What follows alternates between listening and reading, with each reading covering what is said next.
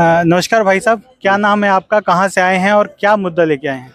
मेरा नाम कुलदीप यादव है। मैं उत्तर प्रदेश जिला जौनपुर बक्सा ब्लॉक से हम आए हैं। हमारे गांव में एक मुर्गी फार्म बना है जो 6 बीघा में बनाया गया, बीचों बीच आबादी के। एक तरफ ब्राह्मण बस्ती है, एक तरफ गौतम बस्ती है, एक तरफ यादव और एक तरफ बनवासी बस्ती है। और ये 2019 से शिव श्याम, आलोक सिंह और ऋषि सिंह एक ग्राम सद्दूपुर के निवासी हैं। हमारे गांव में जमीन लेकर 6 बीघा में मुर्गी फार्म संचालन कर रहे हैं, और जिसका इतना ज्यादा प्रदूषण और गंध है कि गांव में रहना मुश्किल हो गया है। कई बार गांव के मूल निवासियों द्वारा और जिला मजिस्ट्रेट आला अधिकारियों को ज्ञापन दिया गया, माननीय मुख्यमंत्री जी को ज्ञापन दिया गया, लेकिन अभी तक सरकार की तरफ से ठोस कदम नहीं उठाए जा रहे हैं, जिससे हम असंतुष्ट होकर आज जंतर मंतर दिल्ली पे धरना प्रदर्शन कर रहे हैं और उम्मीद कर रहे हैं और ज्ञापन दे रहे हैं महामहिम राष्ट्रपति जी को, प्रधानमंत्री जी को, नेता प्रतिपक्ष श्री राहुल गांधी जी को। भाई साहब, ये जो मुर्गी फार्म बना है इसकी तो परमिशन ली होगी उन्होंने, कागज होंगे उनके पास, तो फिर जिन अधिकारियों ने दी है परमिशन उनसे मिलने की कोशिश करी आप लोगों ने? देखिए, पहली बात तो ये लीगल नहीं है, इनलीगल है। ये विद्यालय की जगह पर मुर्गी फार्म बना हुआ है। कागजों में विद्यालय दिखाया गया है और वैसे मुर्गी फार्म बना। हमारी लड़ाई ये नहीं है कि मुर्गी फार्म बंद हो जाए, हमारी लड़ाई सिर्फ ये है कि गांव से दूर होना चाहिए।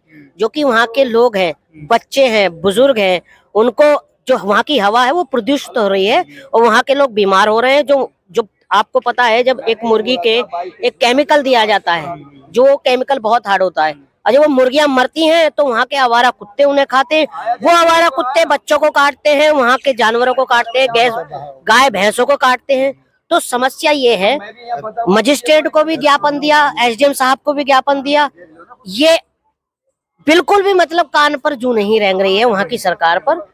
और ये क्यों है मैं आपको बता देता हूँ, क्योंकि जिनका मुर्गी फार्म है वो हमारे जो राज्य के सूबे के जो मुख्यमंत्री योगी आदित्यनाथ जी हैं, वो उनकी कास्ट से आते हैं, वो ठाकुर समाज से हैं और दबंग हैं। और ये हमारी समस्या नहीं है, ये पूरे गांव की समस्या है। 10-12 हजार लोगों की आबादी है और इससे ज्यादा आबादी है।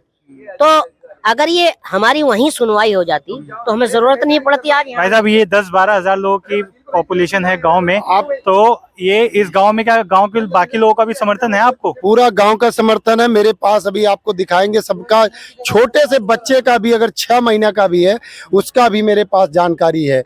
सब लोग परेशान है। मैं अपने 2 बच्चे अभी दिसंबर में जन्म लिए हैं, जौनपुर में रख रहा हूँ।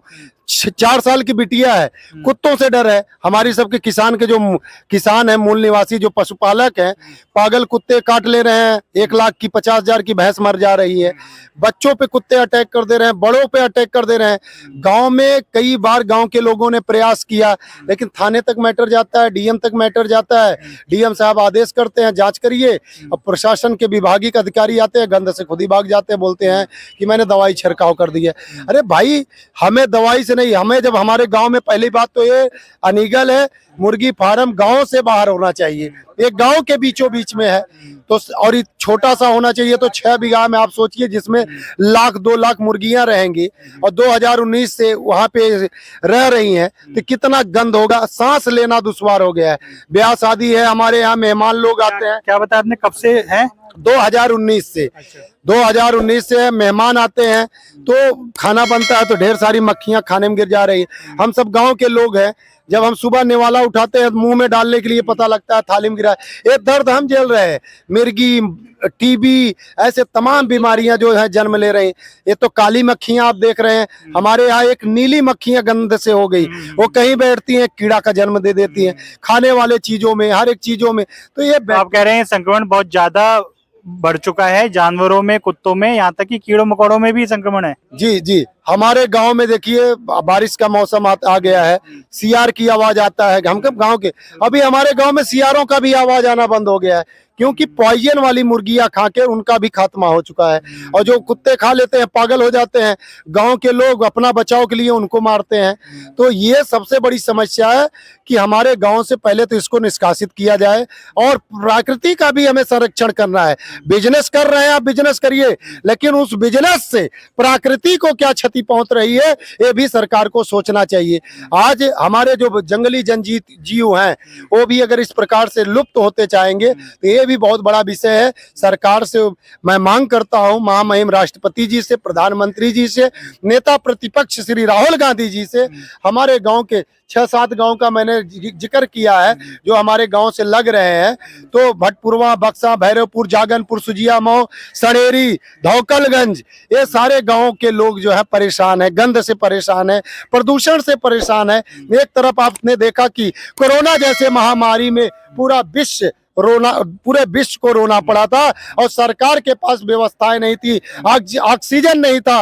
लेकिन आज वही ऑक्सीजन को हम गांव में गंदा करने का काम कर रहे हैं, और सरकार उत्तर प्रदेश की सो रही है। और इसलिए हम दिल्ली चल के आए हैं, जंतर मंतर पे प्रोटेस्ट कर रहे हैं, और उम्मीद करते हैं कि महामहिम राष्ट्रपति जी भारत हमारा सबका मांग स्वीकार करेंगी और लाखों गाँव वालों को न्याय देने का कार्य करेंगी। धन्यवाद भाई साहब।